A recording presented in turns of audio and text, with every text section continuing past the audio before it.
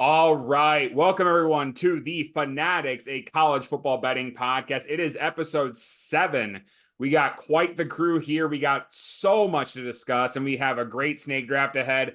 Let's get right to it. My name is Kyle Comas, and joining me, we have the Gabacho Baracho host, the Nebraska fan himself. We got Mr. Corey Adair. We got the Oklahoma man, Boomer Sooner. We got Potato Gobbler. And joining for his second episode, we got the Michigan State Sparty fan himself. We got Mr. Beast Picks. Now, fellas, normally I dive in and say how we doing, but I think everyone really wants to talk about Alabama, Georgia, just how great of a game that was. I think we just got to, right off the bat, just dive into that. So if you missed the game, horrible game to miss, because I consider that one of the better games I think I've ever watched in college football. But Alabama was up 28-0 on Georgia. Georgia came back to take the lead, and not even 13 seconds later, Ryan Williams from Alabama scores a long touchdown to give Bama the lead again. Carson Beck drove them down the field through a late interception. Alabama ended up going away with the win. So I'll just throw it out to whoever. To me, I've watched a lot of college football in my days. That might have been top 5 I think I've ever watched. That was an all-time game. Especially for a game that didn't go to OT. I mean, it just had everything but overtime, basically. I mean, as good as it gets, the Williams kid comes onto the scene, 177 yards receiving. He's a true freshman. They're going to talk about his age and stuff. He's a freshman. He's a young kid, but it was awesome. I'm surprised Georgia even found a way to get back in that game because Carson Beck looked awful, and then he looked really good, and then the end, he kind of looked bad. The interception wasn't great, but he was, trying to push it down the field. I get it. But man, awesome game. Absolutely. Beast, anything to add on that game? I would just say anybody holding a Jalen Milroe Heisman ticket has to be happy watching that. I mean, he had an outstanding game in both passing and rushing. I believe he was their leading rusher at the end of the day, and he was all over the place that game. So I would just say, just like you guys said, outstanding game. But down the stretch, I would say he was probably the most impressive piece of that Alabama win. Yeah, absolutely. Corey, any thoughts on the game? Yeah, I'd have to say Williams was the most impressive thing. I mean, that was straight up a Michael Crabtree moment. That was one of those. That move. Just the whole play. I mean, that was as iconic college football as it gets. Great atmosphere, great environment. 12 million people watch that game. That is an insane number for a September college football game.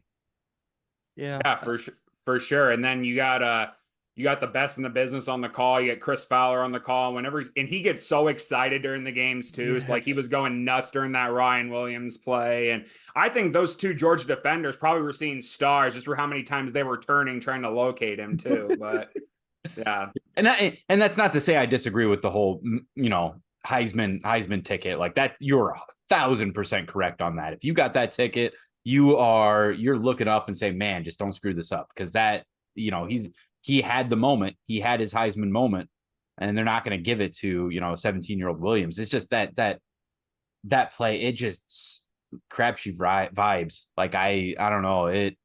It's one of those ones you're going to see on replay for decades. Yeah. What a fourth quarter it was, man. It was so fun. Just the fact that I was holding a Georgia ticket and just the fact that we had life, and then it was instant. And then we didn't have life again. Super, super fun game. That's all you can ask for. I mean, regular season, that's putting up crazy viewership numbers as well. That's awesome to see. It felt like a national championship game in a lot of ways. And I have to say, like Bama, I thought they wouldn't be the same without, Saban. These are Saban guys still, for sure. There's no doubt, but they're playing great for DeBoer as well. Yeah, absolutely. And as a guy that's holding a Jalen Milroe Heisman ticket, I am feeling pretty great about that. And I think that's awesome. But what was funny about that game to me is we have a Coda Capper group chat. If you guys don't know that, so there's about 14 or 15 of us in the group chat, and a lot of us had Georgia in that game. So when Georgia came back to take the lead, everybody's going, Georgia, Georgia. Me and PG were barking in the group chat. We sent voice recordings of us barking. And then Ryan Williams scored that touchdown. We're all like, no. And that's just all the chat was. So it was funny seeing the chat just like at an all-time high. And then Ryan Williams scored that touchdown, just sucked the life out of all of us in the chat. Yeah, it's just, but it was so good at the same time. Like I wasn't even mad about losing my bet at that point. I was just like, wow, this is, and like I said, I thought right there, I was like, I'm kind of wrong on Bama, where I thought Bama wasn't going to be quite as good this year, even though they've still got great players, the incredible roster, but they're playing right now. They are playing great ball. So, I mean, there's a long season. We're still pretty early in it, but what a show, what a performance. Yeah, I think it did get talked about in the group chat, way before kickoff. Like, wouldn't it be funny? Just wouldn't it be funny if DeBoer led Bama team just kind of kept steering the ship in the right direction. Mm-hmm. Yeah. I don't know if it's long term though. Like PG makes Yeah. a good point that these are Bama kids, or these are Saban kids. Does that translate to next year and the year after? I don't know. True. But they're definitely a force this year, and that was fun. Well, and I would say too, just to kind of add on to the whole Georgia thing as well. I was fully intending on coming on the show and saying how wrong we all were about Georgia and how maybe Georgia isn't a playoff team. After that second half, they are very much still a playoff team. They are very much still a championship contender. So I think that this game is going to be a speed bump for them, but they're very much in the hunt for the national championship still. Yeah, they're going to bounce right back. I think Carson Beck kind of found something in that second half too. Part of it is Bama kind of knew they were up 1,000,000 points and they cruised just for a drive or two. And that was enough time to kind of get Bama back, or excuse me, get Georgia kind of synced back up. I mean, that's all you can ask for, is such a good game. Here's the real question. Does that Georgia team beat an Arch Manning led Texas? Because I think they do. I do, but I wonder how biased I am, because I don't, yeah, I don't quite believe in Texas as much as others. They're obviously very good, but I don't know. That's a good question. It's a good question. Well, I mean, because we talk about that being a speed bump. Is it? I mean, in the SEC, is it really? I mean, I think you can get like a home playoff game still after that loss pretty easily if you're Georgia. Yeah, no doubt. But they do play Texas here pretty soon, I believe. Yeah. Do they play them the week after the Red River game? It might be. So it'll be like the 18th. Yeah, I believe so. Wow.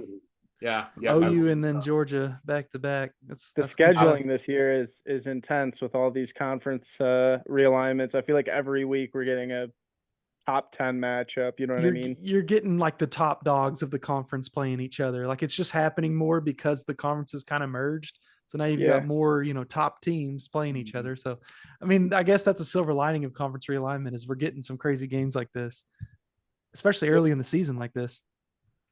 Yeah, absolutely. So before we get started with the trivia question, just kind of want to get everyone's vibe on how their teams are doing. Corey, I know you had a tough one against Illinois a couple weeks ago. They bounced back and looked pretty darn good against Purdue. I thought I had Nebraska -10, and that cashed pretty easily for me. Yeah, I mean, you were sweating for about, what is that, 48 minutes or so, and then you felt pretty good about it. That's actually not even necessarily talking about my team, just touching on what we were talking about a second ago. With these new conference alignments, these Friday matchups that we've been able to get, like, I don't think people understand. We have been getting some exquisite college football on Friday nights these last few weeks. And then, when we got Michigan State coming up on a Friday night, going to Eugene, if these trends continue, I think that UNLV game on a Friday night could be a good game. I'm enamored with the time slots and the games we've been able to get in those time slots over these last 4 weeks. This is one of the better seasons I've watched in a long time. It does feel really good. And you're right. This Friday is good too. So shout out to whoever decided to start throwing some good games on Fridays. Yeah, dude, I'm fucking loving it. Yeah, absolutely. Beastie, I know Michigan State had a tough one against Ohio State. Any thoughts after that game at all? I think we learned a lot about Ohio State in that game. Maybe it's just that Ohio State, I hadn't really seen them play anybody that was outstanding, but I didn't really know what to think. I think we all expected that game would be out of hand, but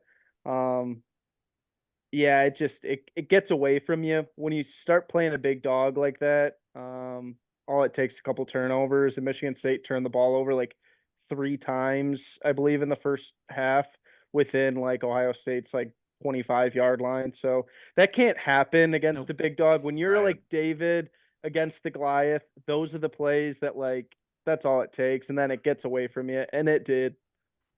Yeah. Yep, absolutely. One thing I love about Aiden Chow, it's a good thing and a curse, but he's a home run or nothing kind of quarterback. He's going to either throw the long ball or he's going to throw an interception. There's no in between with him. Yeah, at times he looks so good, and you're like, wow, this kid so much potential. And then maybe the next play he'll throw like a really bad interception. It's so boom or bust. Yeah.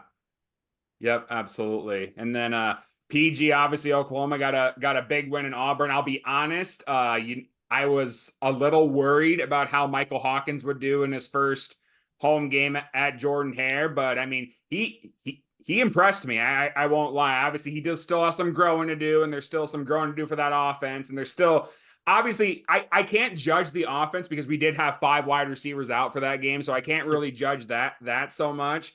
But the fact that they went to Jordan Hare, had a clutch pick 6 to end the game and win the game for him, and just to go out of there with a win with all those injuries, I'm very pleased how Oklahoma played. Yeah, ultimately, when you look at the big picture, it's you got to be happy as an OU fan. You've got this bye week before Texas, got more time for Michael Hawkins to kind of get, in a good rhythm with these wide receivers that he's going to have. Unfortunately, most of those 5 guys aren't coming back that we're talking about the receivers. So OU's going to have to just hope these backup guys can kind of, even though they're young, kind of get it together quickly. They've got this bye week. It's a big practice week for us.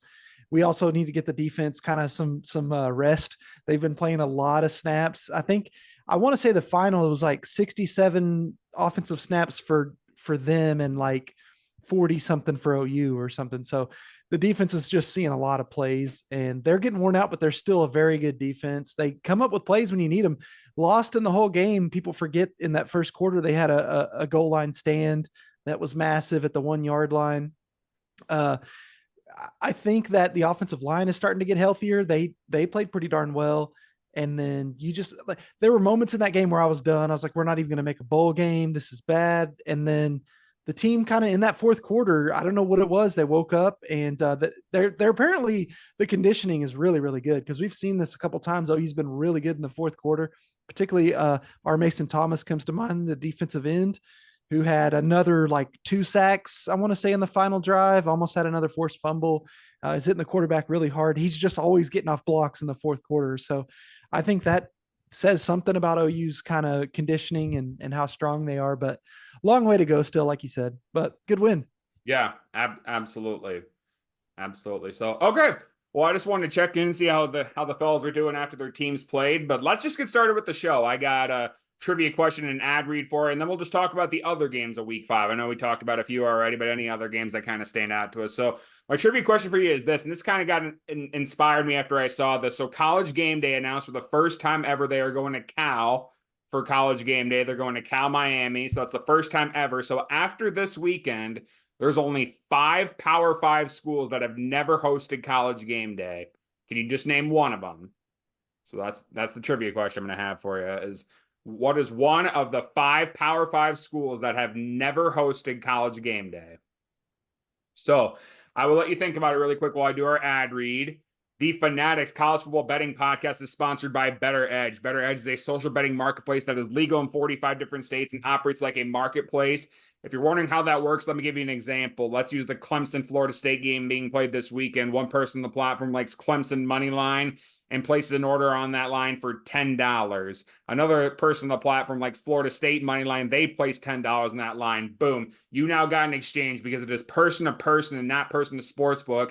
That's what makes it legal in 45 different states. You know, a lot of sportsbooks you go to, you're going to see spreads and over-unders that are juiced pretty heavily to one side. On Better Edge, it's always minus 100, plus 100. You get a much higher payback for the users. They also have several different competitions such as Battle Royale, Survivor, Chaser. A lot of competitions to make things competitive and just like other sports books do. And they also incorporate social media. That's what makes it different from other sports books is you can go on the platform, post your picks, and your followers can fade you to create an order or tail you and hope another person makes another order. So we love Better Edge here at the network.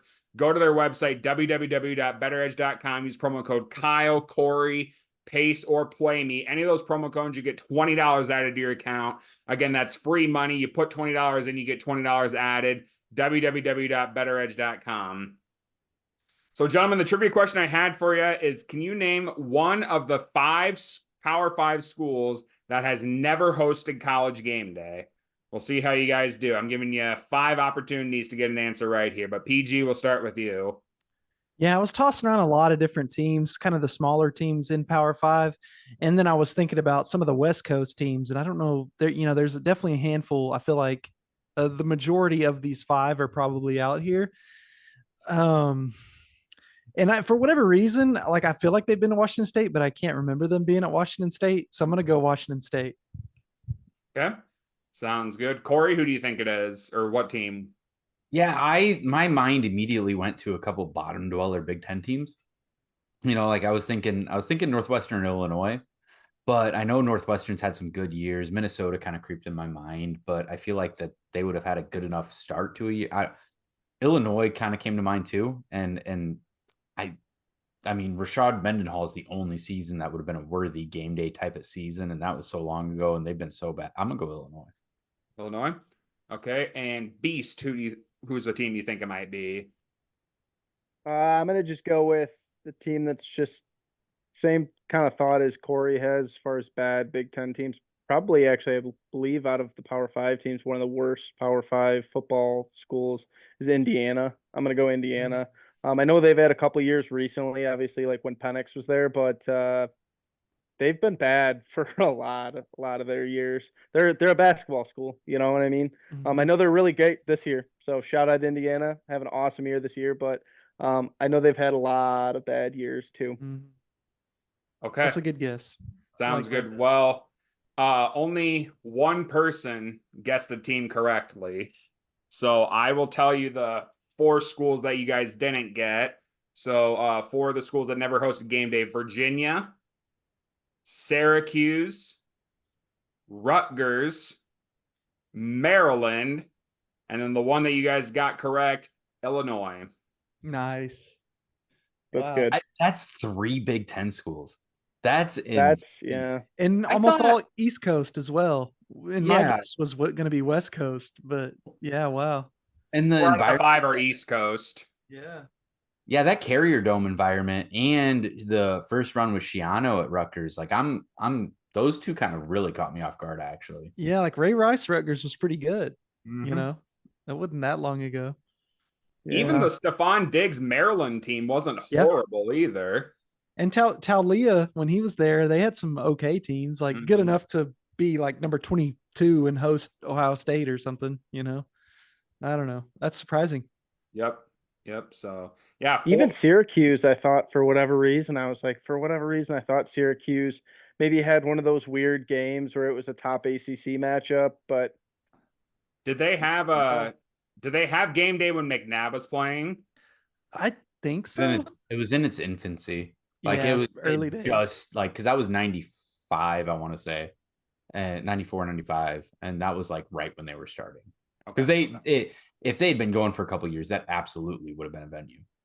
Yeah, I would sure think so, with how good I would think those Syracuse teams would be. But yeah, so yeah, 4 out of the 5 are on the East Coast rather than the West Coast. If I was guessing this, I would have been on the same thought as PG, and I would have thought it would have been a West Coast team. But there we go.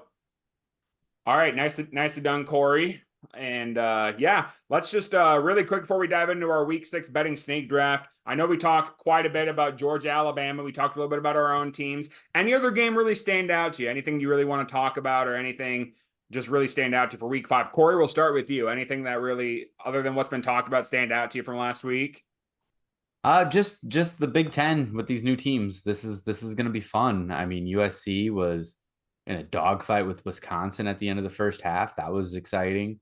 Illinois, I mean, somebody got lambasted for about 8 months of this last, 14 months for being high on Illinois. I was just a year early. But they look good in the first half against Penn State. Like there's this. I think this Big Ten schedule is about to get weird. It's going to get weird. Like we've seen writing on the wall that this is about to get weird, and I'm looking forward to it. Absolutely. Yep, for sure. I've got a couple as well. I think we didn't mention Kentucky upsetting Ole Miss in Mississippi. Crazy upset. I didn't watch a ton of that game, to be honest. It was pretty ugly, pretty gross.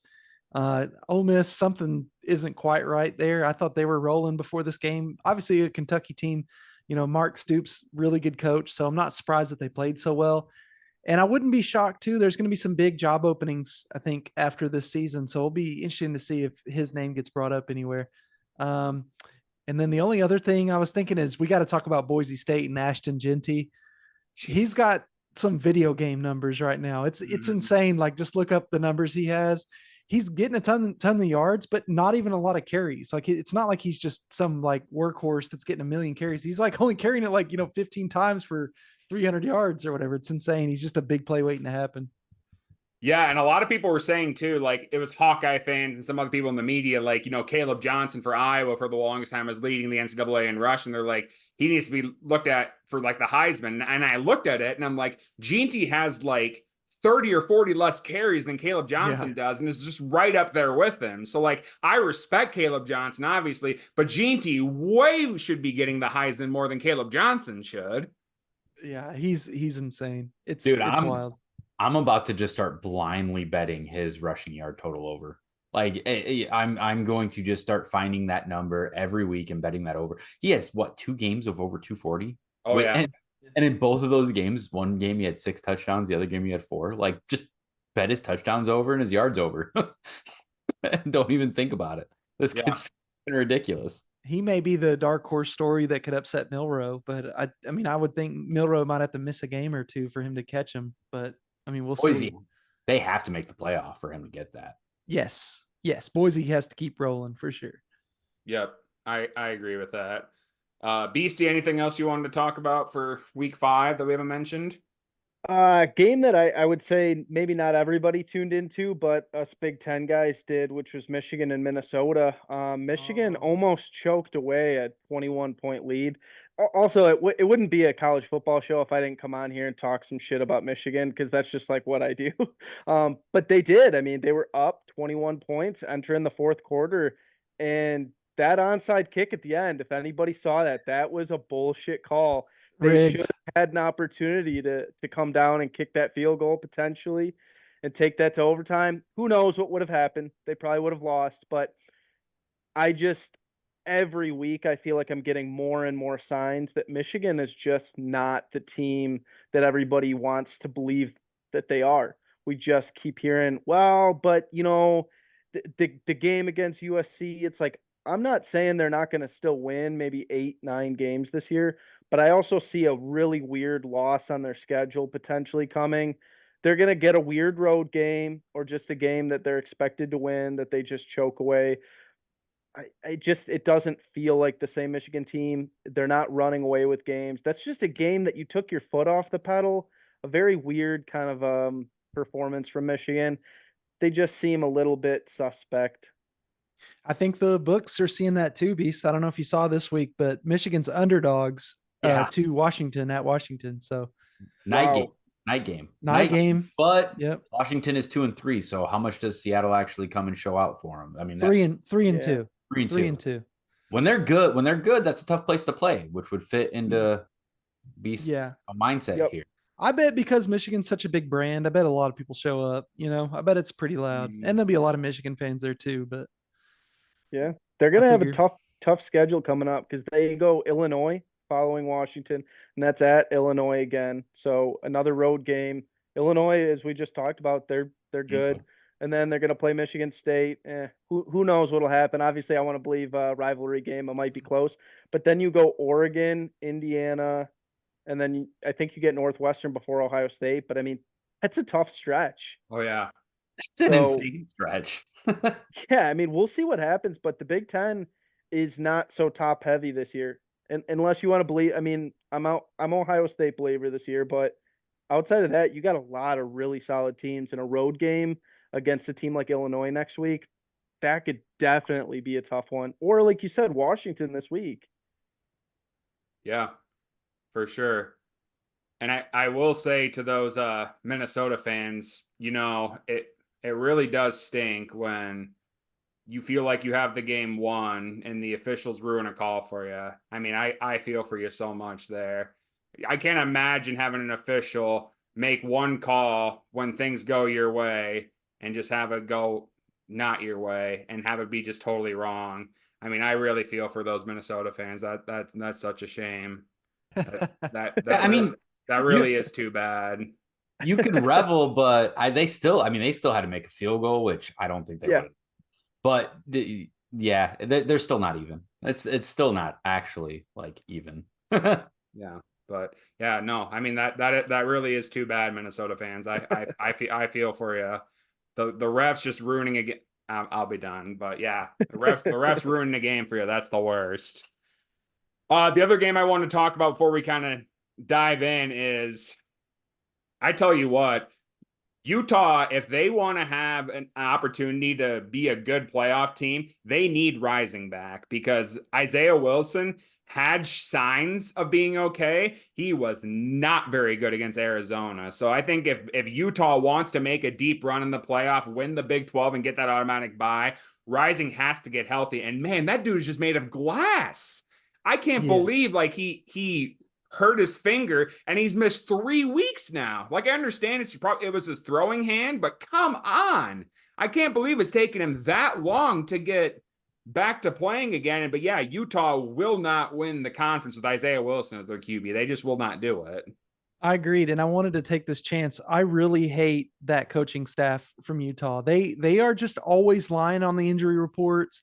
They had Rising play one play in this game. So if you were on his prop overs, let's say, Kyle just thought Rising was going to come in and light up whoever, and he bet, his over prop, since he played a snap, I'm pretty sure you would lose those prop bets, which is just like the word. He played one snap. Like, it's just, I hate what they're doing. I don't know. It's just, Whittingham's better than that. He's just always, I don't know why he fudges with the injury reports and lies. And it's dumb. He's so much better than that. And he never tells reporters too what's going on, which I get that it's like a strategic advantage if opponents know that Rising is going to be out. But at the same time, like, it's good for us consumers that watch the game to know, is this Utah team going to be the good Utah team with Rising, or are we going to have to deal with the backup QB? So, okay. Sounds good, boys. Well, hey, that was good talk of week 5. Let's dive into week 6. We got our week 6 betting snake draft. If you're tuning in for the first time and you've never seen how this works, we're going to do a 5-round betting snake draft. So there's going to be 20 picks given. Everybody in the panel must have a full game spread, a full game over under, a money line, a team total, and a first half play. So everybody must take one of each. And for standings from last week, I did win last week with a 3-1-1 plus 11.75 unit day. Pace came in second with a 3-2 minus 4.28 unit day. And Action, unfortunately, did go 0-5 minus 15 units. But he's a great gambler nonetheless. And I know he's going to bounce back from that. He's taking this week off and he'll be back recharged and ready to go. So I'm looking forward to that. So we did do the order before the show started. So Beast is going to have the number 1 overall pick, followed by PG, Corey, and then myself. I will have back-to-back, and then it'll snake back around to Beast, and we'll just keep on going until everybody has their team filled. So without further ado, let's get to it. Beast, you have the number 1 overall pick. Any bet on the board? Where are you going? I'm going to go Alabama at Vandy over 55.5. I just think Bama might put up 45 on their own, maybe even 50. Who knows? Vanderbilt's defense does not do anything for me. But as I've talked about on the show before, we're a big fan of that Vanderbilt offense. Maybe at home, they have a little bit more momentum going. Just 55.5 feels like a low number to me. So I just think, especially after last week, we're riding high on those Bama vibes. I just think 55.5 is kind of a low number for me. I think the expectation maybe from the books is that Vanderbilt won't provide much offense, but I don't know. I think Bama's going to do enough for us to cover this pretty easily. Yeah, I like that play a lot, especially because I would think that game would be in the 60s after what just happened with that Georgia game. And, we talk about Alabama all the time, but Beast, don't let the people forget about Diego Piston Pavia, my friend. They can't forget about him. Yep. Yeah, we love our guy, man. He's been good for Vanderbilt. And he's a tough matchup. I think that's the one thing I will say is in a game against a team like Alabama, you kind of want a dual threat quarterback. Maybe he can have some explosive play. That's what you need because you're probably not going to be able to keep up with Bama. So a couple explosive plays is how you get points on the board. That's what you need. So Okay. Sounds good. Yeah, I like that pick, Beast. So, well, I think it's a good quality number 1 overall pick. So we will move down to PG with his first round play worth 5 units. Okay, 5-unit play here. This is big time. I've kind of tossed it around. I think I'm going to go with my team total. I'm going to go Oregon over 37.5 team total. They're at home at night, Friday night, I believe. Yeah, Friday night. I just 37.5. First of all, good number. It's minus 130 for the record, but a good football number here. I like what Dylan Gabriel's doing. They are close to figuring it out. And I think a home night game could be the exact thing they need to just get that confidence going. You know, this is a solid squad from Michigan State. Obviously, they're not going to take them too lightly, but should be a fun one. Friday night, late night game too. Those are always fun to root for.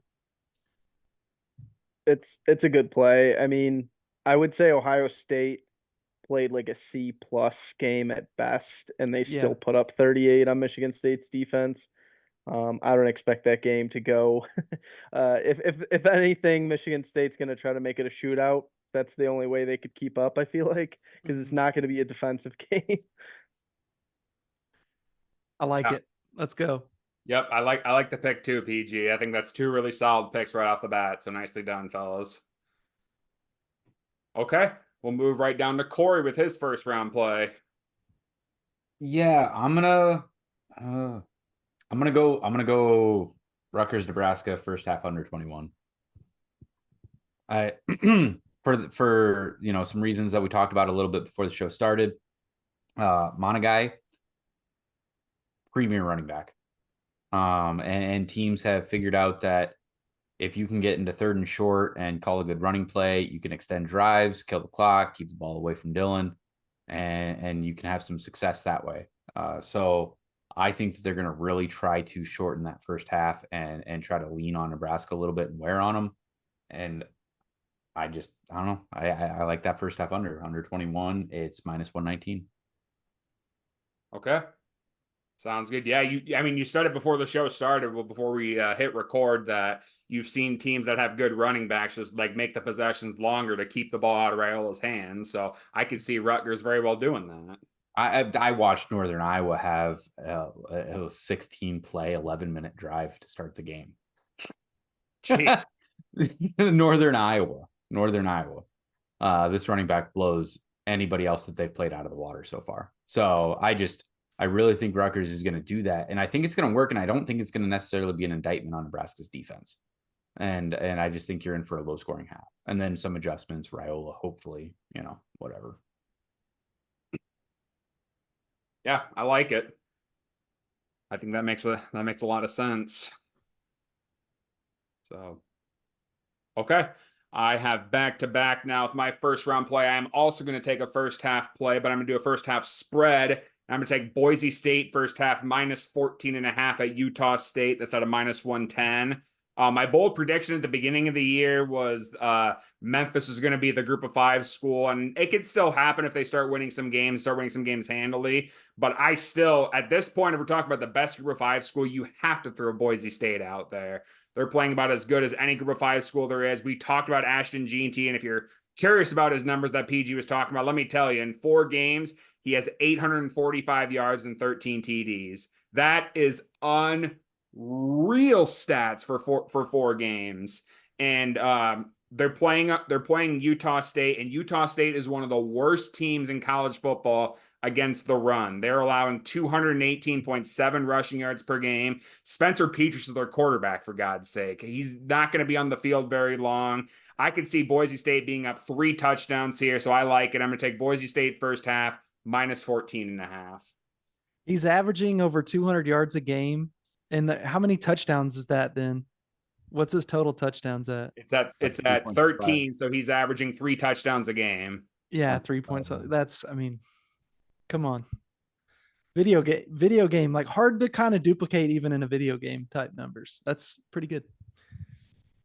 That's like freshman level on the college football game numbers. Yeah, that's what I'm saying. That's crazy. But I'd be really curious to know the amount of money that Boise State's paying him with NIL, because he very well could be at any Power 5 school, but is staying at Boise State. So I'd be really curious to know what he's getting in NIL. I guarantee Power 5 schools could pay him way more. He's probably got some lucrative potato deal with like Idaho potatoes or something. Maybe. I'm just saying that that's the type of kid with those type of numbers that you could see start getting poached with the way things are. Is he? But he can go to the draft though, right? That's probably what he'll do. Yeah. Yeah. Yeah. I would think, unless somebody can get him. We might see running backs take NIL bags instead of just, going in the 3rd or 4th round in the draft and making whatever. Maybe they can try and just get another year NIL in their pocket and then go be the 3rd or 4th round pick.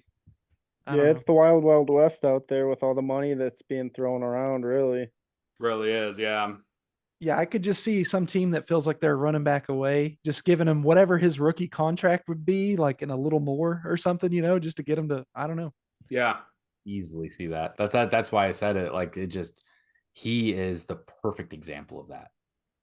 Yeah, like just a 1-year rental for him and pay him whatever he would make. And then, yeah, I don't know.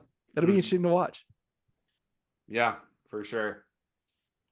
And then on my wrap around here, I'm going to go to a total here, and I'm going to go Tennessee and Arkansas over 60.5. We got one of the best offenses in college football in this game. Tennessee's been clicking on all cylinders in offense. They're scoring 49 points per game. That's second in all of college football behind James Madison. Nico Iamlava has been playing. I think that's how you pronounce his last name, unless somebody knows. It's close enough. I mean, that's pretty close. Okay. I can't do it either, so.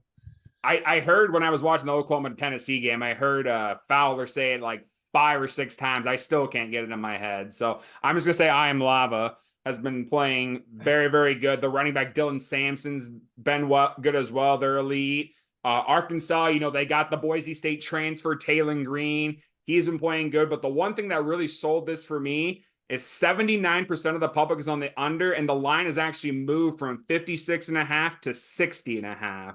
So that tells me that smart money's betting on the over here. So I'm going to go with the smart money and take Tennessee and Arkansas over 60.5.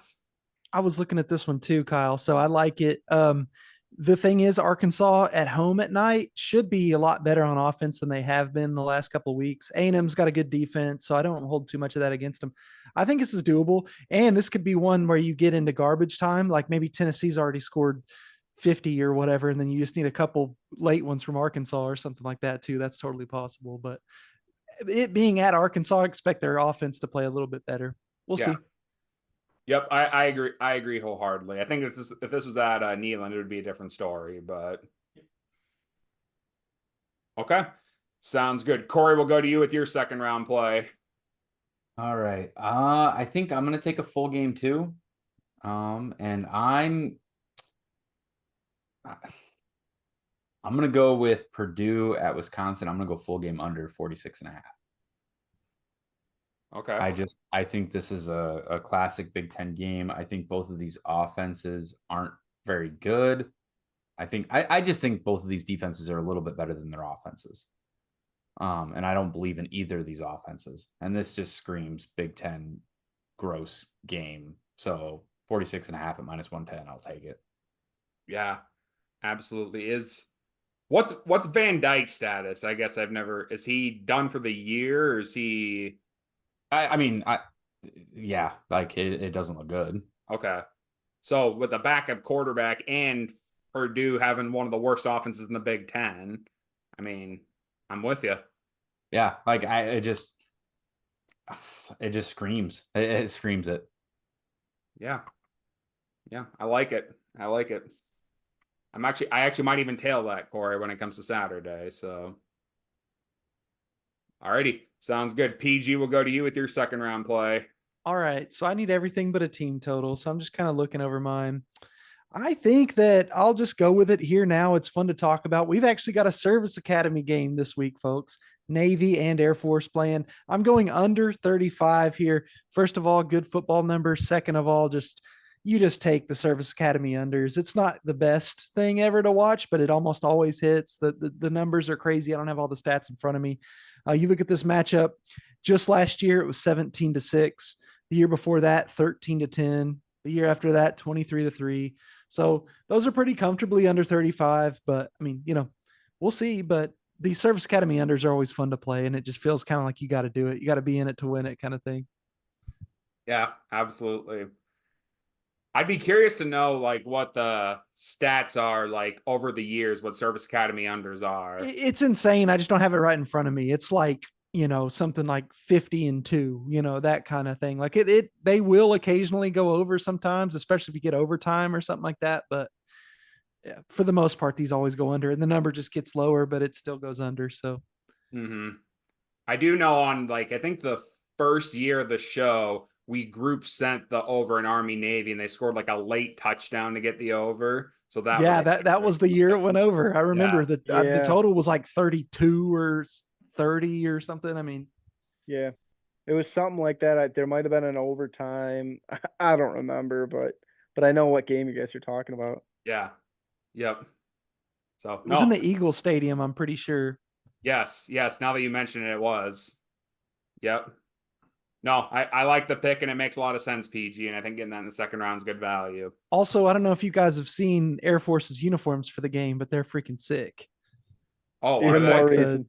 It's even like the death. About it. Yeah, it's like the death from above thing. They're like first to fight. They're honoring like the combat control units or whatever of the Air Force, I guess. And I think they're like, they fly the Warthogs or whatever that have the big cannon on the front. So anyway, it's pretty sweet. It's going to be pounding the trenches all game, baby, if that's the case. Right. Love it. Nope, good pick, PG. Beastie, you got back-to-back here. We'll start with your second round play worth 4 units. I hate to do it, but I have to do it. Ohio State first half minus 10.5 at home versus Iowa. I'm not even necessarily sure this is as much about Iowa being that bad. I really do think Ohio State is very solid, even better than they were last year, obviously. I think, like I said, it felt like they were kind of playing C+ football last week, and they still just piled up the points. They had a really bad first half against Michigan State. If you actually kind of watch that game, Will Howard had a pretty bad interception that almost went for a pick six. I mean, there was a lot of stuff they did in that, and they still, I believe, had 23 points against Michigan State in the first half. I know Iowa's defense is much better than Michigan State's, but I just don't really see a situation where Ohio State can't at least put up, let's just say 20, maybe 17. And I don't see Iowa being able to put up the points to kind of keep up in that first half. I expect it's going to kind of get off to a hot start with Ohio State. I don't think Iowa's going to be the offense to crack the code against this Ohio State defense as well. The big thing is we always talk about Ohio State's offense, but defensively, they haven't allowed a team to cross 14 points this year. So I don't see Iowa suddenly cracking that code, I guess is what I'm saying. But I could be wrong. But no, I just think this one kind of gets off to a hot start. I like the first half a lot more than the full game spread because you start getting into the 20s. That gets a little bit harder to kind of go over a full game, and a late touchdown could screw you. But a hot start, let's just see a 13 or 14 point lead at half is kind of where I'm expecting. You're right, Beast. That defense is super underrated. I think that's what kind of makes this team different. Their offense is going to eventually be the high powered, like it still is a good offense. It's just not great yet. I think they'll get there eventually, but that defense is already locked in, man. That defense doesn't get talked about enough at all. So good call. For sure. And I think one thing that's going to go in your favor too, Beast, is VFC, I think, told me on the last show that he was on, Ohio State's coming out in their gray alternates for this game. And yeah, that's tough for Iowa. Yeah. And yeah, just we never win in Columbus. I think the last time we played there, we ended up going up 7-3 because Lucas Van Ness got a scoop and score, but then they scored like 40 straight points on us. We just don't do good in Columbus. So I like the play too. What'd you get for a line on that, by the way? I'm looking at minus 110. Okay. So yeah, it's just one of those games where, just like you said, it's hard to travel to the shoe in the first place. Let alone, I think this Ohio State team is very good. So yeah, for sure. And I also will not take any slander on those Ohio State gray alternates. I know none of you guys will do it, but I know there's some people in the group chat doing it. I refuse to take slander on those uniforms. Those are sick uniforms. They're pretty cool. It's just the gray uniforms just get hate in generically because it's just not that pretty or it doesn't pop immediately. But if when well done, they're very nice, and Ohio State does them well. So yeah, yep, I agree. Okay, all right, perfect. Yeah, my next play I'll go to. This one will just be quick. I'm gonna take Boston College money line plus one. There we go. I knew somebody else out there had to have had it. Plus 100 at Virginia. I think we're all really kind of impressed by Boston College this year. I think they're probably still on that borderline of being ranked. I know they didn't play that good last week, but a lot of people didn't realize Thomas Castellanos was out last week. I think we all kind of were looking at that box score a little bit when we were watching the other 12 o'clock games. And we're like, man, what's going on with Boston College? I didn't even know Castellanos got hurt in that Michigan State game until after because he played the full game. Obviously, he had the nice touchdown pass to beat Michigan State, but they still pulled off the win last week. Gritty win, even though it was ugly at times. I think Castellanos should be back this week, considering it felt like it was kind of a game time decision last week. So I'm not very high on Virginia. I know it's a little bit considered a tough road game, but I just think they go in there and they can win this game. At plus 100, I don't view this as a toss-up. I'm probably looking at Boston College, maybe -3, -4. So feels like you're getting the better team at even money. So even if Castellanos didn't play, I still think Boston College as a team is good enough to win this game. So we're going to take that at plus 100. I think you might have just taken that pick from PG the way that he reacted. Yes, that was my next pick. So yeah, there we go. I timed it perfect then. You did. But in the meantime, I found a money line I might like even more. I'm going the Missouri Tigers money line plus 110. Dang it. They're playing at Texas A&M at Kyle Field. First of all, I'm a little bit of a Kyle Field hater, but especially at 11 a.m. This other thing is you got these veterans. It's not young players here for Missouri. Missouri hasn't looked that awesome yet, but if you go in and actually dive into kind of who they've played, so they covered against their first two games. They're playing nobodies. Okay. So, but then they played Boston College, who we just complimented and talked about how good they were. They didn't quite cover against them, but they did win. And then they didn't cover against Vanderbilt, who we also just got done complimenting. And they're coming off a bye week here, going to Kyle Field. Texas A&M just had that big rivalry game in Jerry's World against Arkansas. They did win, but didn't cover. I love the spot here for the Missouri Tigers off a bye on the road. That was my next pick. So I think what comes around goes around because you just took my next pick. I always write down just one play too because I'm like, nobody's going to take my play. And then you just took my play. So now I'm scrambling. But no, I love the pick. I love the pick too. I think they can go two. I think they're favored just because it's at home. I think if it was at Missouri, Missouri would be favored. So I think the wrong team's favored. And I was going to say that too. Gosh darn it. I gotta scramble for my money line now. But no, I love the pick. All right, Corey, you're up with your third round play.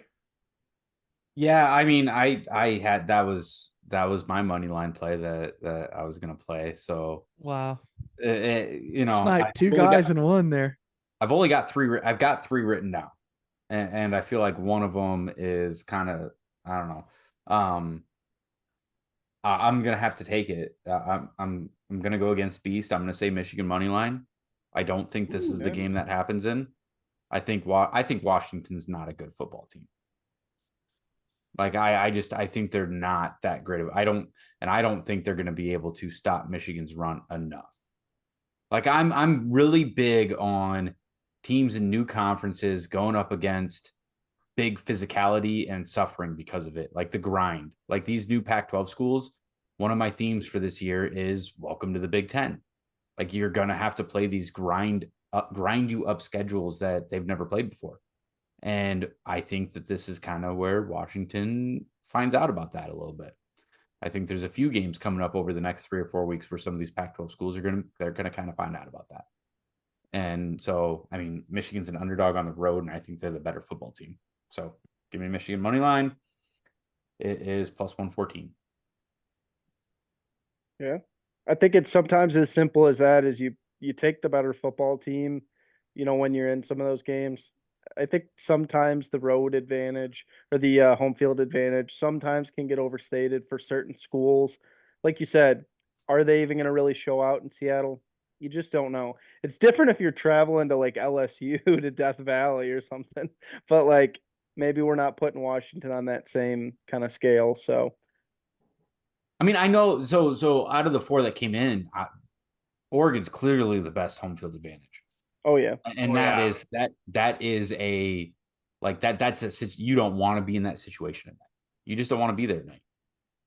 Washington can be like that, but I don't think that they're naturally like that, and I don't think they're necessarily going to be that right now. Yeah. yeah, it's a good call. Yeah, absolutely. I think that's fair for sure. So, and you have been riding the Michigan hype train this season so far. So, I'm just picking where I think that they're getting too much hate. sure. Like they lost a lot, but that's still a really well built football team. Like, you win football at the line of scrimmage. Yeah. Yep. That's fair. Okay.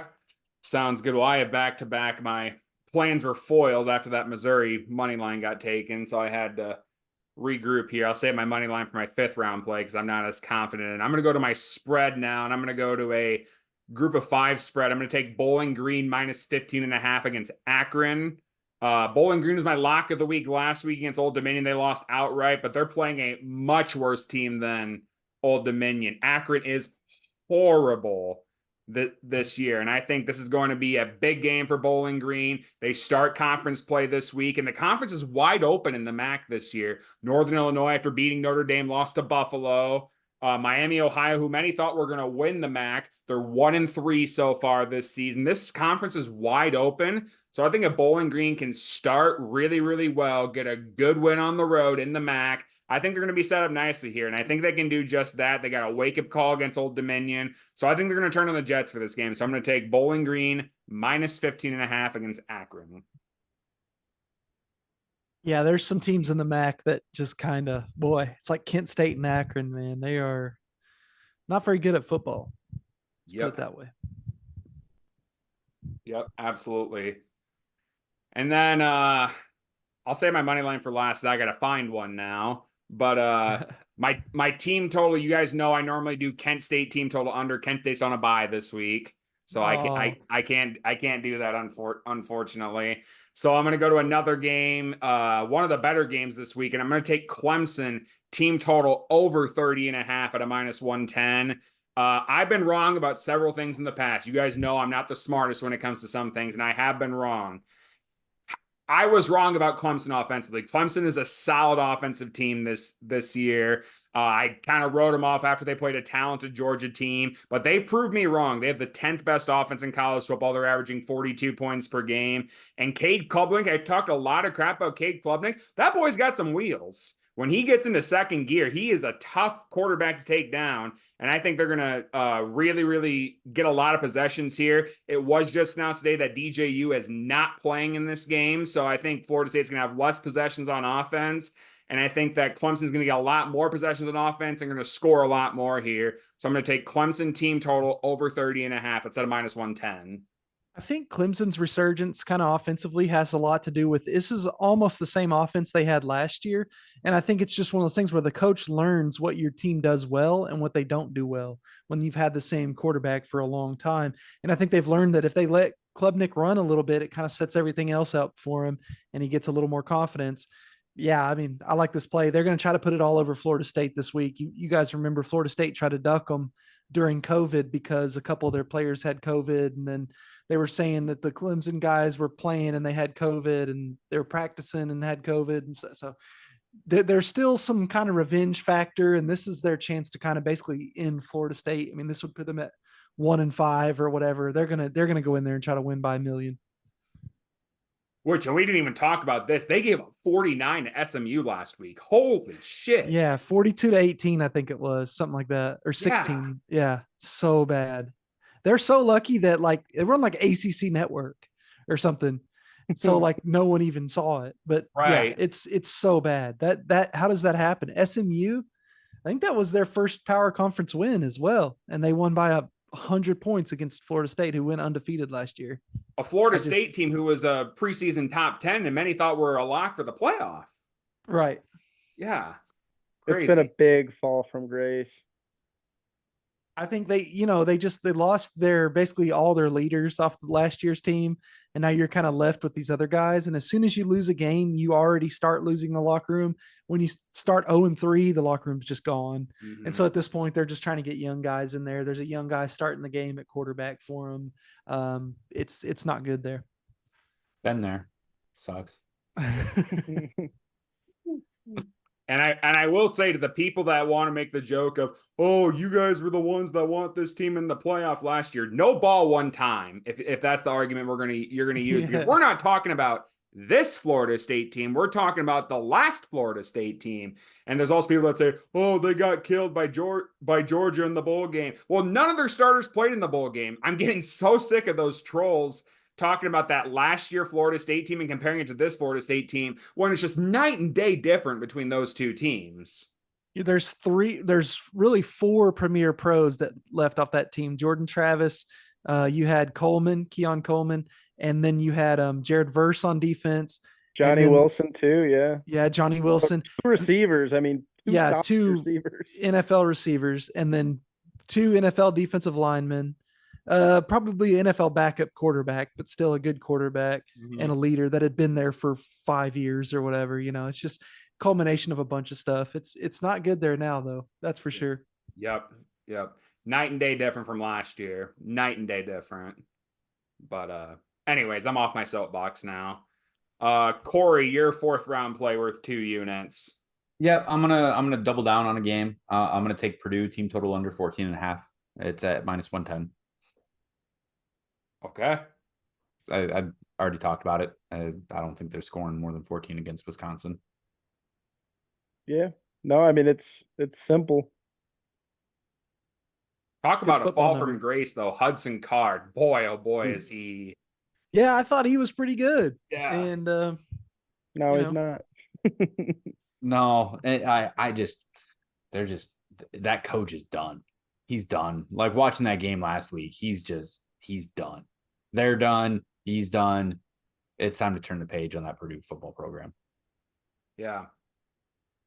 What do we think here with 3 Big Ten guys? Hudson Card, worst quarterback in the Big Ten? Off.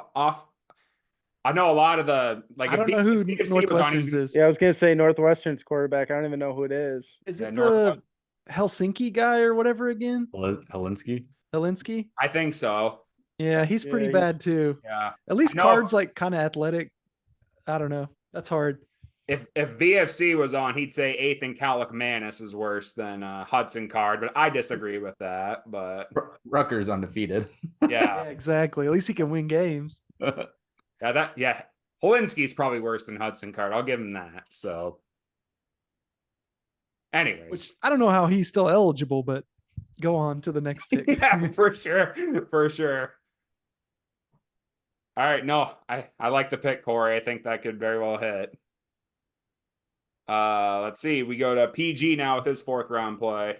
Okay, so I need a first half play and a spread play. I'm going to go with my spread play first just because I think this one's fun. We haven't really discussed it. This is Georgia -24 at home against Auburn.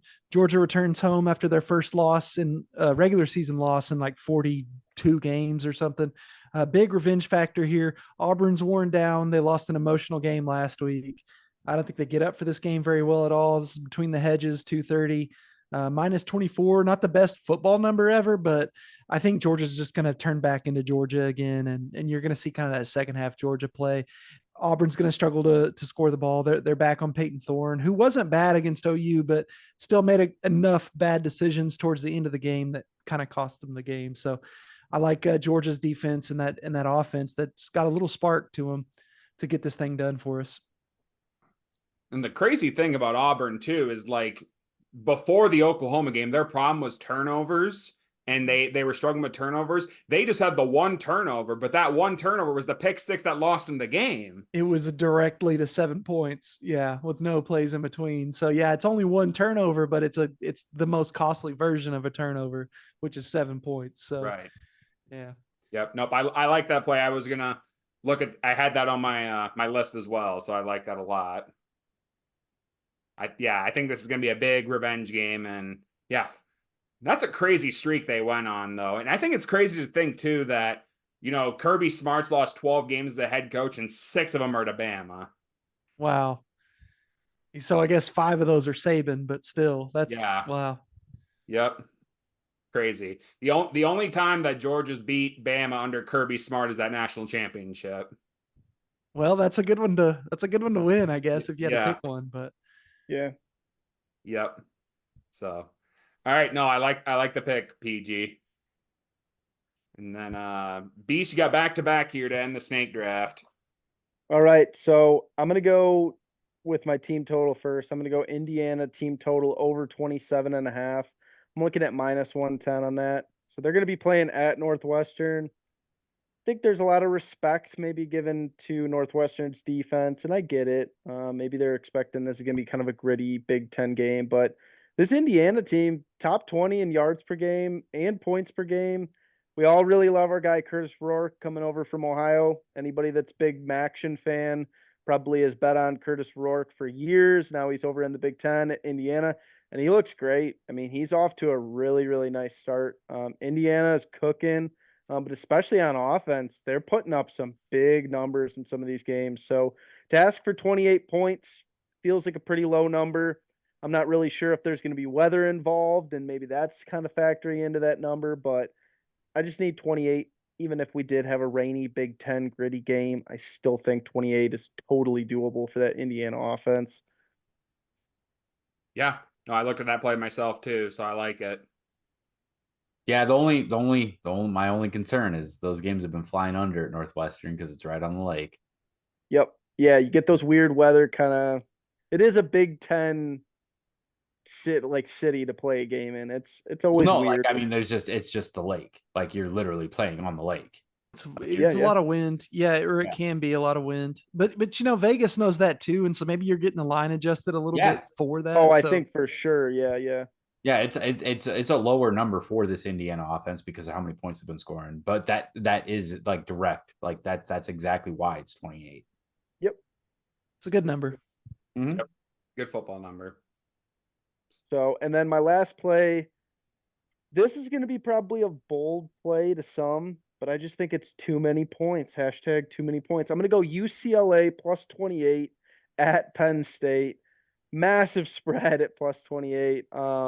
I just think as good as Penn State has been, they have a pretty tough stretch coming, just like a lot of the Big Ten does. And then next week, the big one is going to be USC. I think they really need that game next week against USC. Sometimes when you have a team like UCLA, you get some of these, I should say an opponent like a UCLA for Penn State. You get these look-ahead games. I do think Penn State might kind of just take this game a little bit easier. You're going to coast. You might even see that lead get up to 35 points, something like that. And then maybe they just let their foot off the gas towards the end. Maybe the starters come out. Whatever we got to do. 28 points is a ton. I just feel like UCLA might be able to hang in there. They've lost bad in some of these games, but they've held in and they've been able to at least kind of put up 13 points, 14 points.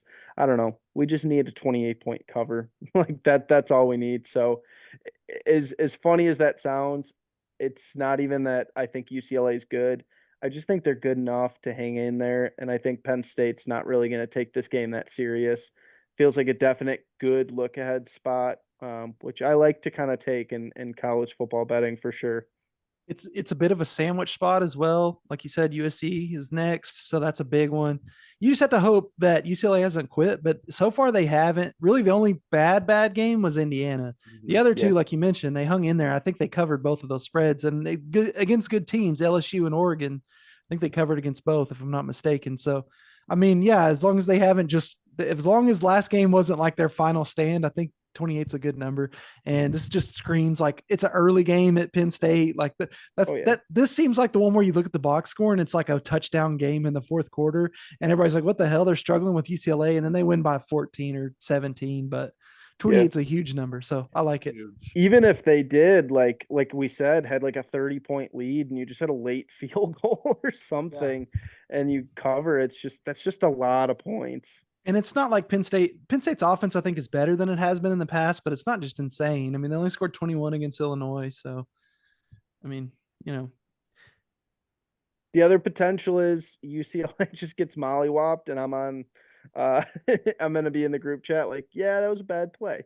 And that's always a potential. But that's see, that's always a potential. That could happen, but then the back door is still so big. Like, unless it's just like 50-0 immediately, then yeah, but 28, man, 4 touchdowns. It's a lot. Mm-hmm. Yeah, no, I like the play the more you talked about it. So, all right, sounds good. Good play. Good card there, Beast. PG looks like you need a first half play. Yes, rounding out my plays with the first half play. This is UNLV -3.5 at home against Syracuse. This is a late night game, 8 p.m. Central. So that's 9 p.m. East Coast, where Syracuse is traveling from. Late start for them. Obviously not going to be a full stadium. Energy is going to be a little down, which is why I'm surprised UNLV is as big of favorites as they are, but it kind of makes sense with this switch at quarterback. I think it kind of gelled the team together a little bit. It's like now the guys that want to play here are here. And we forget UNLV, man, 4-0. They're number 25 in the country for a reason. Really good ball club, especially at home, it seems like. So I like what I've seen from them. -3.5 first half is my play on it.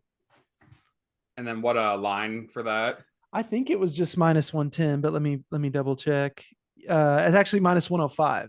Oh, very good. So hey, a little more value there. Yeah, people didn't know how they'd be after they lost Sluka, but I tell you what, that Hodge Malik Williams looked damn good in that game he started. He played last year for a team called Campbell, the Campbell Camels. Yep. And he actually put up some pretty dang good numbers for as bad as that team kind of was around him. His numbers still look good. And so it's translated well here. This will be one of the best teams they've played so far, obviously, but I like my chances, especially first half. Like maybe they just come out really hot and they don't quite know how to defend that run and shoot offense they have in Las Vegas, and -3.5. Let's get it done. Yeah. Nope. I like that play a lot. I had that as one of my potential plays as well. So very good. All righty. Corey, looks like you just need a spread. Yep.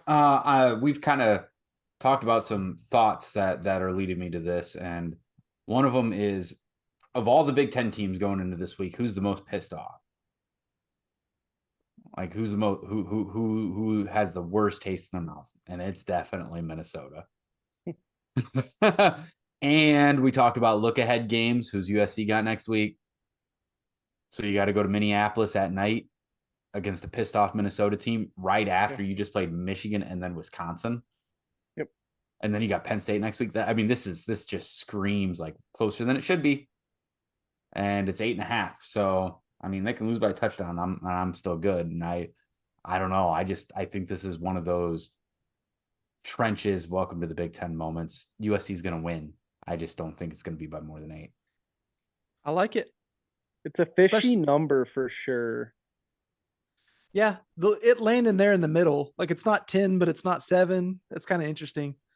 Yeah. But yeah, I love it at home though. Getting the home team with more than a touchdown. USC's not exactly just blowing people out either. So yeah.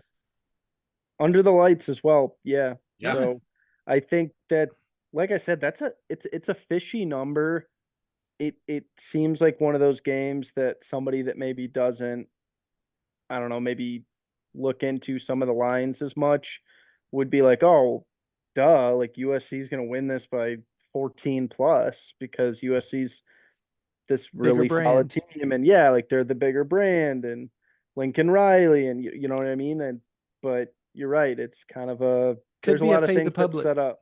Could be a fade the public moment right there. I'm not sure what the split is, but I don't either. And I mean, that's why it's my fifth round play. Yeah. I look at the motivation factor and Minnesota don't want to lose to Wisconsin. They just lost to Iowa. They just should have beat Michigan. Like they're pissed. Mm-hmm. I like it. Yep, me too. Okay, well, I had a money line play. The one I had written down was Missouri that PG took, and then I had one in the back of my head that I was going to take, and that was Boston College, and that one got taken. So I just had to go through action and find a play that I like just to get it on the card. I'm going to take West Virginia money line against Oklahoma State. The public is pretty heavily on Oklahoma State, but the line's actually shifted in favor of West Virginia. So I'm thinking that there's smart people betting on West Virginia.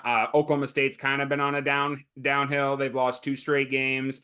West Virginia's wanting to show people that their bad preseason ranking is wrong. And I think a big win at Stillwater could do that for them. So I'm willing to roll, even though it wasn't on my list and I wasn't prepared to talk about it, I'm willing to make the bet with it. So I'm going to take West Virginia money line against Oklahoma State at a plus 140. I actually really like it. I don't know. Oklahoma State's just kind of broken, and you're getting West Virginia's coming off a bye as well. So they've been looking at this game. They probably watched the game last week that Oklahoma State played. They know they can beat this team. Garrett Green, you've got the better quarterback. Not that he's great by any means, but don't tell B-Russ, but he's better than Alan Bowman. Yeah. That guy needs to get a job so bad. It's bad. So I like it. It's throw it out there. It's a good number too. Yeah, for sure. You know, I've talked PG before how you need to do like the fastest turf rankings. You need to do college football players that need to get a job ranking. Because I know you said that about yeah, I Rocky should. Lombardi last year. And that would be a good off-season piece for sure. Yeah. Like these guys are going to be starting this year, and they are like 27 years old. Here they are. Yeah, that's a good idea. Yeah, love with the college experience. I don't blame them. I don't blame them. Yep. No, I think that'd be funny, PG, if you decide to do that. So, all right, boys. Well, I'll go through our teams really quick. We'll talk about honorable mentions, and then we'll get to upsets and locks. Beast, Alabama, Vanderbilt over 55.5. Ohio State first half minus 10.5 at a minus 110. Boston College money line plus 100. Indiana team total over 27.5 at a minus 110, and UCLA plus 28. PG, Oregon team total over 37.5 at a minus 130. Navy Air Force under 35. Missouri money line plus 122. Georgia minus 24, and UNLV first half minus 3.5. Corey, Rutgers, Nebraska first half under 21 at a minus 119. Purdue, Wisconsin under 46.5. Michigan money line at a plus 114. Purdue team total under 14.5 at a minus 110, and Minnesota plus 8.5. Kyle, Boise State first half minus 14.5. Tennessee, Arkansas over 60.5. Bowling Green minus 15.5. West Virginia team total over 30.5 at a minus 110. Or Clemson team total over 30.5 at a minus 110. And West Virginia money line at a plus 140. So any honorable mentions, any plays that we didn't talk about at all? Beast, will start with you. Anything that you had that you might have not been said? I was looking a lot at Missouri all week, just like you guys did. I still think that's a really good play. I'll probably add that to my card. Whether you want to go money line or spread, I just think that's going to be a fun game to watch as well. But hey, we're Missouri fans over here, so I think this whole group of 4 here, I think everybody's really kind of a fan of that Missouri game. So I would probably say that was something that kind of got left off my card, but I wanted to take it. Shout out Randy Vision. Yep, Randy, my guy. Yes, sir. So I'm looking at a couple games, Kyle, that we didn't talk about. Well, a couple plays we didn't talk about, I guess. One I just wanted to quickly go over, something that was on my eye was the Vanderbilt plus 22.5. It's not, the numbers climbing or falling pretty fast for Bama. I just don't know if it's Bama coming off their most emotional win in a long time, and it's going to Vanderbilt. It just might just be a lazy day. I don't know. And also Vandy, like we said, plays pretty good too. So we'll see how that goes. They might not be as locked in as they usually would be. And then the other one I looked at was Rutgers plus 7, taking on Nebraska, as Corey mentioned. Rutgers, pretty good team. I don't know. Rutgers is nothing too exciting. Like I could see Raiola just playing like a really conservative, solid game and them just winning like by 10 or, 9 or whatever, just because I think Rutgers, in order for them to win, there has to be like kind of some ugly turnovers, maybe a blocked punt or something. So I think if Nebraska plays a clean game, then they probably cover. So didn't want to mess with it, but thought it was cool. Yep, absolutely. Corey, any plays, honorable mentions? I stayed away from that one because either Nebraska's losing or they're winning by 10. And I mean, if it's a one possession game, it's a loss. So I don't know. I hope to see them win a one possession game, honestly. There was a couple, we talked about the game, but nobody played this one, which surprised me because it kind of fit, was the full game over in the Michigan State and Oregon game. We talked about some points being scored, and we talked about liking that game, and it's at 52.5. Another one that I liked, and it didn't get used. And if this was my fail-safe money line, so I'll throw out the spread, and it was North Carolina +3 against Pitt. I think Pitt won an emotional game that they shouldn't have won. And outside of that, they haven't played anybody. So going on the road and road dog by 3 points with UNC. So I like that. Well, and UNC just had a tough loss to Duke, and that's kind of their rival. I feel like you're right. They could have a really nice bounce back spot. It's kind of a get right game. Yep, and probably getting overlooked by Pitt a little bit. Mm-hmm. And then the other one was Northwestern's team total under. Next to the lake. It's got to. I can't keep not throwing it out. I got to keep. I got to stick with it. So taking the unders on that Northwestern field. It's even -110 at 13.5. I like that. All right. That's low. Yeah, that is low. Sometimes it gets gross. These Big Ten unders get gross, and you just gotta have faith. You're like, oh no, this game's not going to be points, and then you just, whatever the number is, you go with it, and it's fun. Yeah. Yep, absolutely. I had a couple other spreads written down that didn't get taken. Iowa State -12.5 against Baylor. Baylor really, really struggled last week against BYU. Iowa State looking really darn good.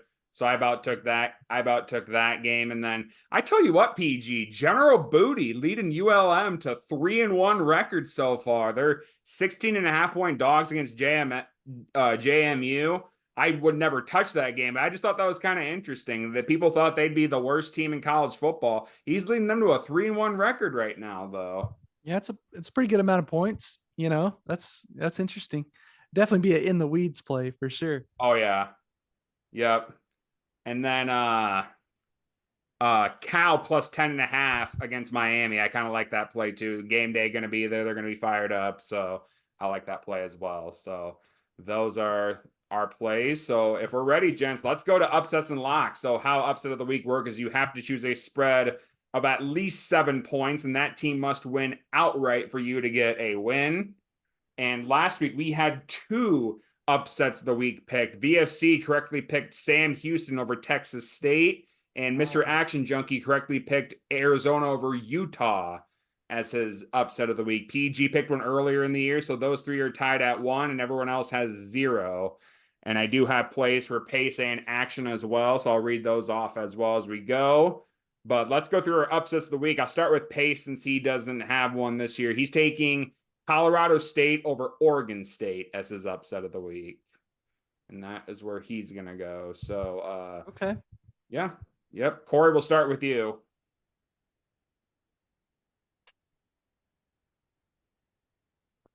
You're muted, my friend. Muted. Restart.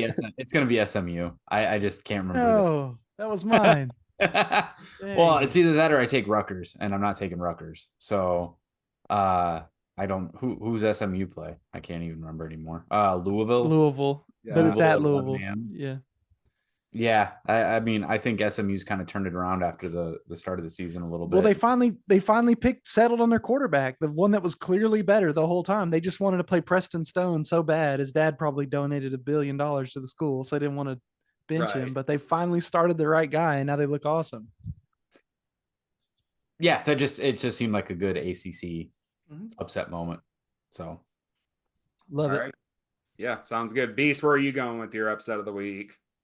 I'm going to go to the one that Corey was just talking about. I'm going to go Minnesota money line +260 at home versus USC. Like we said, under the lights. They went neck and neck with Michigan last week as we went down into that fourth quarter. They looked really good. I think I was more impressed. Just they got a lot of fight. They really do. There's a lot of fight in that dog, and I just think that USC's bound to have one of those letdown games this year. This might be the game, as we said. They're probably going to be looking ahead to Penn State next weekend. Um, there's going to be a letdown game. It feels like that seems to always happen with a team like USC. This might be the one. It's a tough matchup, especially like we said, with an 8.5 point spread. It's so fishy. This game, I think, is going to be way closer than it should be. And you never know. Maybe you get a field goal or you get a blocked, like punt. Anything can happen. We just need something to happen to go our way. And that's probably all it would take, especially under the lights. I mean, dude, under the lights, sandwiched in between Michigan, then Wisconsin, now you with Penn State the next week. Like, that's just you're in just such a soft spot of a good 4-game stretch. Yeah. Yeah, for sure. I like that play too, Beast. For mine, since I haven't gotten one yet, and then we'll go to PG. I'm also going to take an ACC upset, but I'm going to take Duke over Georgia Tech as my upset. You know, Manny Diaz is doing great things with Duke. They're 5-0 right now. They got a big win, as Beast talked about last week, against UNC. Malik Murphy has been solid this year since transferring from Texas with over 1,200 yards and 12 TDs. And I think this is a team that could go to Georgia Tech and surprise them at home. They haven't had a game this season where they looked really bad in my opinion, Duke has. And they're sitting at 7.5-point dogs. I think they can go in there and win outright. So I'm going to take Duke over Georgia Tech as my upset of the week. I like it. Thank you. Yeah, and then PG, your upset of the week. Okay, I've got kind of a fun one because mine got taken, but that's okay. I'm going South Carolina money line over Ole Miss.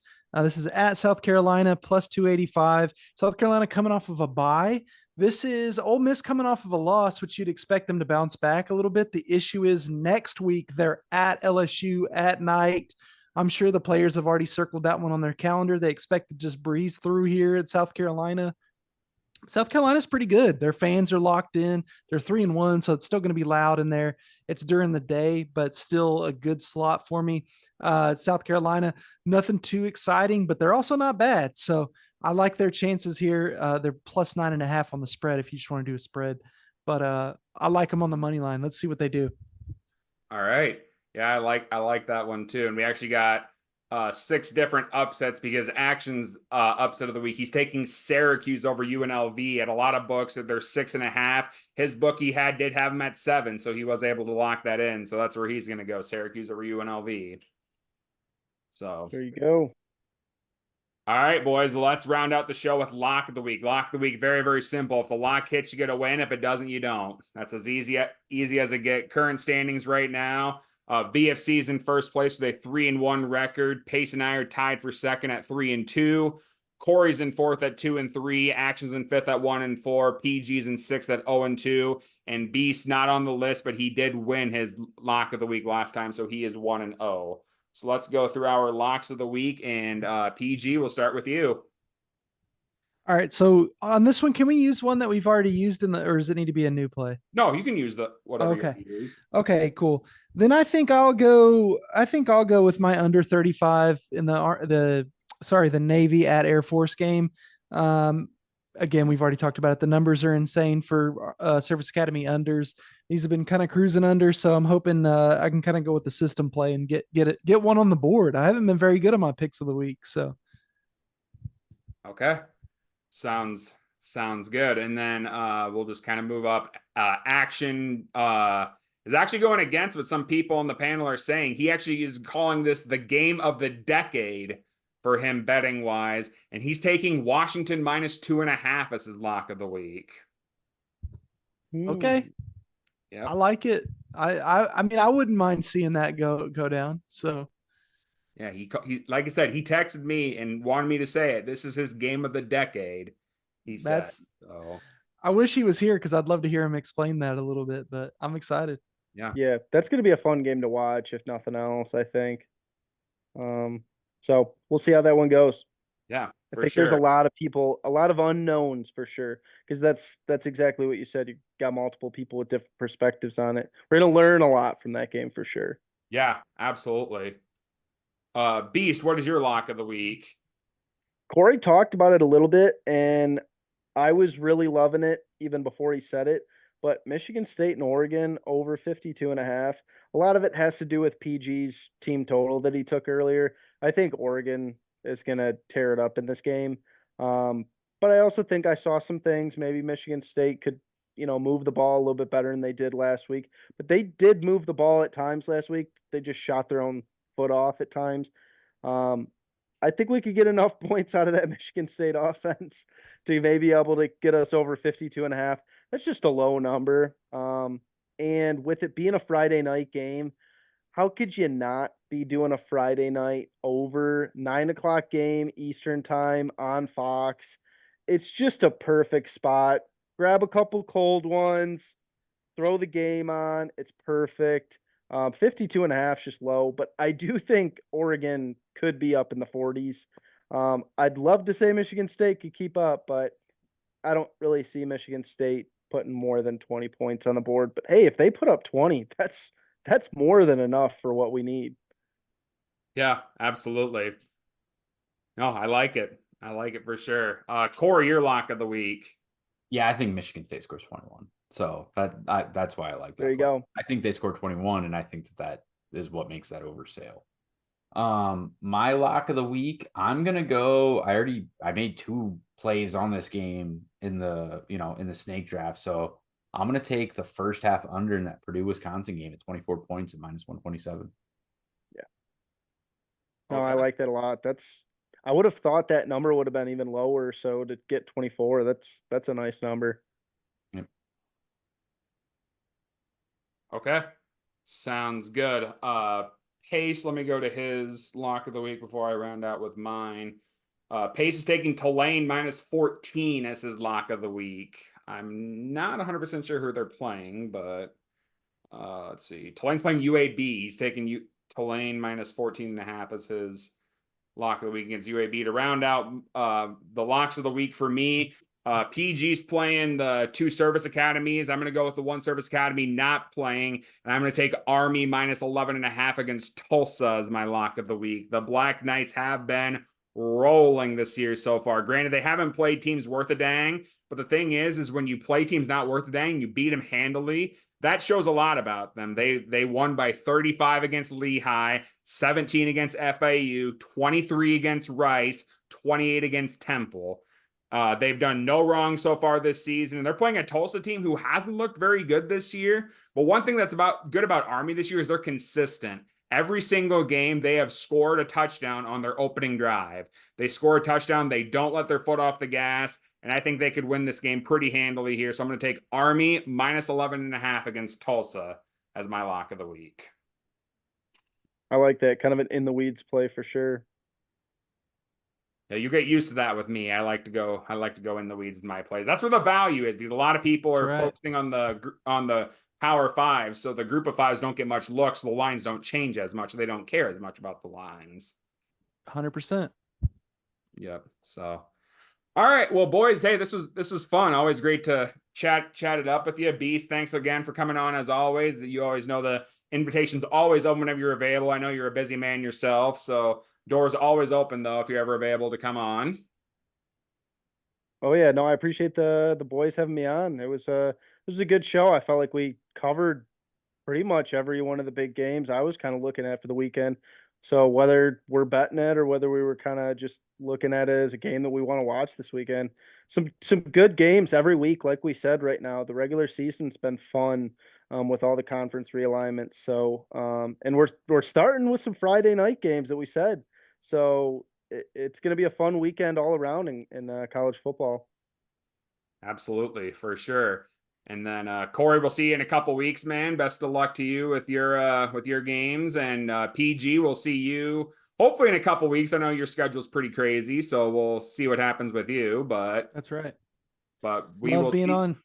Yeah, absolutely. We appreciate having you on, and we will see you guys next week as we talk about week 6 and do a snake draft for week 7. See you boys later.